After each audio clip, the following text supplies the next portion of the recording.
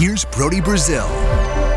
I'm inviting you to call it in and let it fly. If you've got a question or comment or contribution for this YouTube channel, the number is 833-4-BRODY. I listen to all of the voicemails you leave, literally, and then I get to play back and respond to the best ones. Hi, Brody. This is Eric from Central Illinois.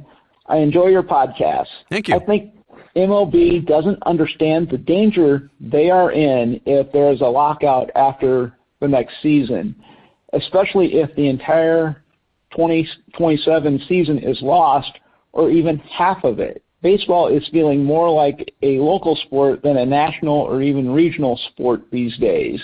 I live 3 hours from St. Louis and about 2.5 hours from Chicago. It isn't possible to go to games during the work week if you still have to go to work the next day. Getting Cardinals, Cubs, or White Sox games on TV still isn't easy. Not only are the kids not being exposed to MLB games, but the parents are losing interest as well. If I see it here, what about everyone else that lives more than an hour from an MLB stadium? If MLB loses a season to a work stoppage, will the small market teams and the game survive? Eric, thank you very much for the call. I appreciate your thoughts and your sentiments because I wanted to make a video on this regardless, and you just happened to leave a voicemail that I was already kind of aligned with. I do think that baseball right now is focusing on its problems, right? Like the competitive imbalance and the teams that spend and don't spend. Do they need a hard salary cap? I'm not sure about that. They kind of have the soft cap with the luxury tax. Or do they need a salary floor on the bottom side? How about the media rights deals that are all expiring, within a couple years, basically by 2028. And it's interesting because as we are having the postseason right now and exciting finishes and unpredictable series wins and teams advancing, all of that is great. This time next year, we could also be thinking like, hey, nothing has been resolved and a full year has transpired, and this might be the last baseball we're watching for more than a year. If, in fact, the entire 2027 season gets wiped out, or even if some of it does, a condensed season, like all of that is a problem. So again, I want to circle back to this. We're focused right now on all the problems and all of the issues that these two sides, the owners and the players, are going to butt heads on. But how about the actual effects of any sustained work stoppage? And I'll just call it a lockout because I think that's how it's going to play out. The owners are going to lock out the players instead of the players going on strike as they did back in the early 90s, like when I was a kid. And that was frustrating. In the middle of a season, they just stopped playing baseball.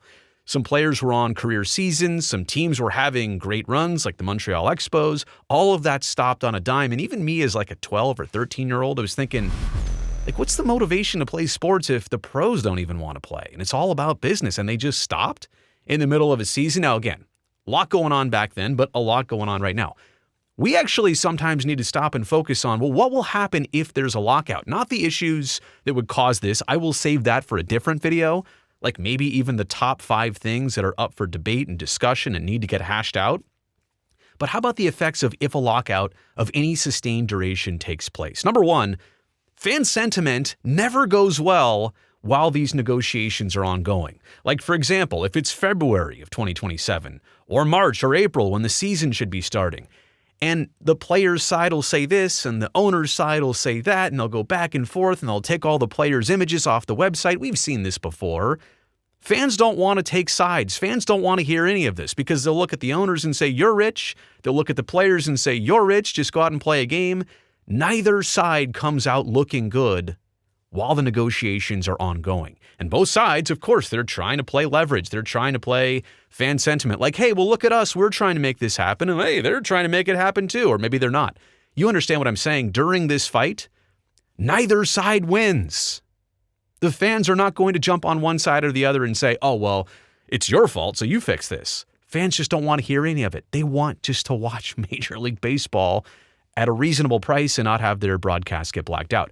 And then, ultimately, when it all works out, whether that's after a week, a month, half a season, the entire 2027 season, I don't know. I hate to put it that way, but a lot of people are not writing that off as a possibility. Like, it is possible the entire season could be lost. But whenever baseball comes back, fans are not going to be thrilled that, wait, you just left us? And then you came back when you had this all settled out and you expected all of us to just come right back and be super excited. Yeah, of course they missed it. But they're not happy that you just all walked away and you've had more than a year to figure this out and you couldn't figure it out.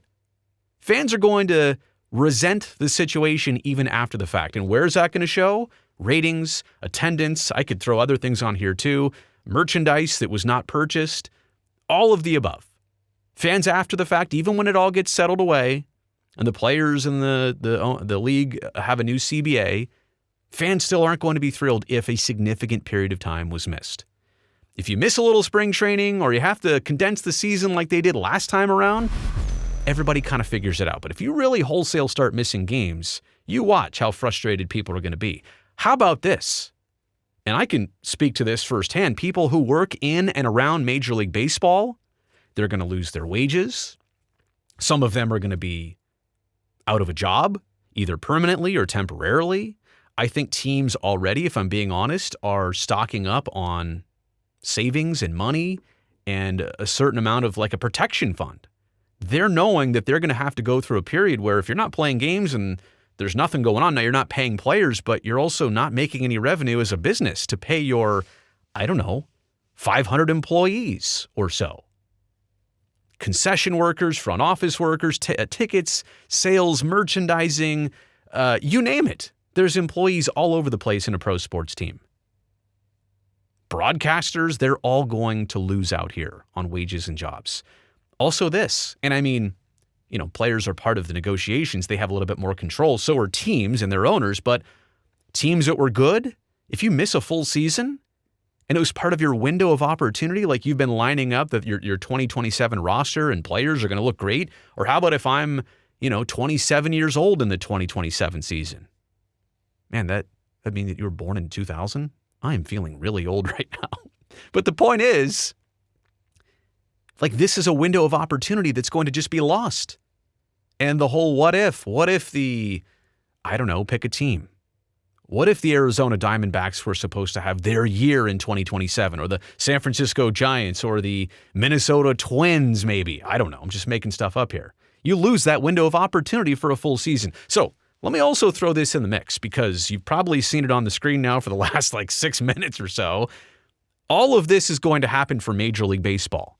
Minor League Baseball, to my understanding, still going to exist. It'll be interesting to see how they shake out players and rosters and move who where so that some players can actually have a season and not lose out on at least development. The Savannah Bananas, and not just them, who do they have now? The Firefighters and the Party Animals and all their other ancillary teams. They're expanding, they're growing. What do you think they're looking at right now? Here in 2025, what a summer it could be for the Savannah Bananas if there's a Major League Baseball lockout in 2027. Imagine if it's not just the Bananas. Is it 6 total teams that they're expanding to? Even if it's 4 or 5 or 6, doesn't matter. They tour the country. They keep fans entertained. And maybe they actually steal some of the fan base of Major League Baseball teams that just say, you know what? The Bananas are baseball enough. They're entertaining. They're not going away. I enjoy this. And baseball actually loses out. So I want the Bananas to do well. I want this for them regardless of baseball. I'm just saying if there's no MLB and there is Savannah Bananas in 2027, the Bananas win huge and MLB loses huge. So let me know what you think about all this in the comments section below. The effects of a Major League Baseball lockout. Again, not the problems, not the issues, the effects of a lockout. If it actually happens, I think those are the main ones. Let me know what your thoughts are in the comments section. Also, thumbs up while you're down there. Don't forget to subscribe. I would love to see you back here next time.